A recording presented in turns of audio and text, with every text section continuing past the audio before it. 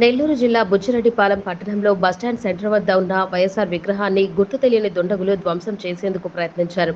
తెల్లవారుజామున విగ్రహం పగలగొడుతుండగా స్థానికులు గుర్తించి కేకలేయడంతో వారు పరారయ్యారు. అప్పటికే విగ్రహం పాక్షికంగా దెబ్బతినింది.